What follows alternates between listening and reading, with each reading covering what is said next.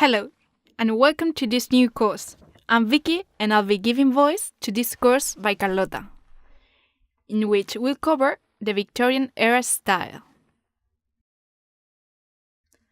First, we'll search some references to see the style of this time.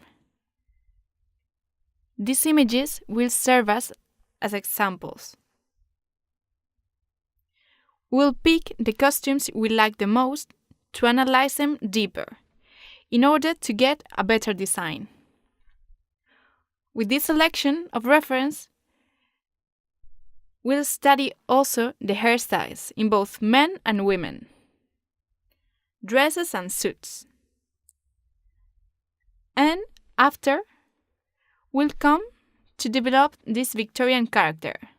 I hope you enjoy the course. And that being said, let's jump in.